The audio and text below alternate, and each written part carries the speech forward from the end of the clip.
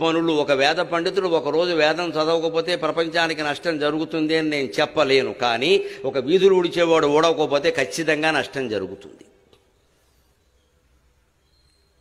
అంచేతను వేద పండితుల కంటే వీధులు ఊడిచేవాడు గొప్పవాడు. అసలు ఈ చర్చదేనికి ఎవరి పని వారు చేయండి.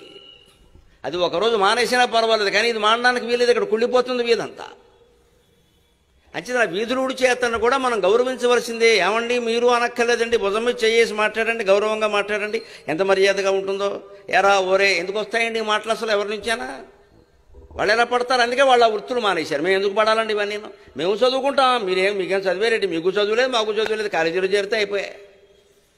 ఆ మాత్రం సర్టిఫికెట్నే సంపాదించాలన్నా సంపాదించాడు. ఇవాళ ఎవరికి ఉద్యోగాలు లేవు. మొత్తం వ్యవస్థను కొల్లబెట్టుకున్నాం మనం. అగౌరవించడం కొన్ని కులాలని, కొన్ని వృత్తులని, కొందరు మనుషులని, అసలు సగం జాతి మొత్తం స్త్రీలని అవమానించామండి. క్షమాపణ కోరుతున్నానమ్మా మిమ్మల్ని. భారతీయ సంస్కృతి తరఫున అవమానించాం, మమ్మల్ని క్షమించండి. యావత్తు స్త్రీ జాతి క్షమించండి. నేను చూశాను నా కళ్ళతో ఆడాళ్ళు పడిన యాతను. ఆడదాని నీకెందుకు లోపలికి పో, పెడబుద్ధులు ఉంటాయి మీకు, ఆడదాన్ని నమ్మద్దు అని పుస్తకాల్లో రాసి ప్రచారం చేశారండి. కానీ నా జీవితం మొత్తం మీద నమ్మదగిన మగవాళ్ళు, ఆడవాళ్ళు, నమ్మదగిన ఆడవాళ్ళు చాలామంది ఉన్నారండి. మోసానికి ఆడదేం ప్రసిద్ధి కాదు, మగాడు ప్రసిద్ధే.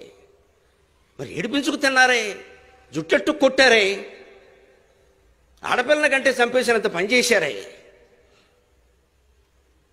అది నా జాతి చేసిందమ్మా, నా పండితులే చేశారు, నా గ్రంథాలే చేశాయి. అందుకని నేను క్షమాపణ కోరుతున్నా, శపించకండి మమ్మల్ని. సీతాదేవిని కూడా ఆక్షేపించిన దుర్మార్గుడు మగవాడేనమ్మా, ఆడది కాదు. ఇన్ని అన్యాయాలు నిమ్న వర్గాల వారికి, బలహీన కులాల వారికి, స్త్రీలకి చేసేసి ఈవేళ మా మతంలో ఉండండి, మా మతంలో ఉండండి, కాళ్ళు ఎట్టుకుంటే ఎవడుంటాడండి? సరిగ్గా ఉంటే ఉంటారు అందరూ కూడా. జరుగుతున్న విషయం అది. గుండె బద్దలవుతుంది గుర్తొస్తే విషయాలన్నీ. ప్రతి చోట, ప్రతి పద్యంలో, ప్రతి శ్లోకంలో వీలైనంత వరకు స్త్రీని అవమానించడమే. ఇవాళేమో పట్టుకు ఎడుతున్నారు. హిందూ సంప్రదాయం ఏం కాపాడతారు వాళ్ళని గౌరవించకపోతే? అంచేత నేను అందులో ఉండేవే గౌరవించే విషయాలే చెప్పుకుని వస్తున్నా, సరసంగా, సరదాగా, జాగ్రత్తగా, సగౌరవంగా, సభక్తికంగా.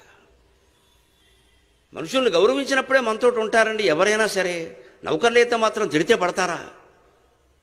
తిట్టకుండా పనులు చెప్పలేమా? అరే ఒరే అనాలా? ఆ మాట మానుకోలేమా? మనం ఈ కులాల్లో, పెద్ద కులాల్లో పుట్టాం కాబట్టి సరిపోయింది. ఆ కులాల్లో పుట్టుంటే ఆ బాధ మందే కదా, అప్పుడు తెలిసేది కదా.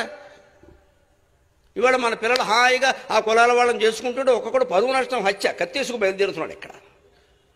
మరి వీరు అక్కడే చదివారు, వారు ఇక్కడే చదివారు, వారికి ప్రేమించుకోవడం తప్పితే ఏం తెలియదు. మరి మీకున్న భేదాలను ఏం చేయమంటారు? ఇవాళ పరువులు పోతున్నాయి. అవమానించింది మనమే, ఆ స్థితికి తీసుకొచ్చింది మనమే. ఇవాళ ఏదో జరిగింది అనేది మనమే.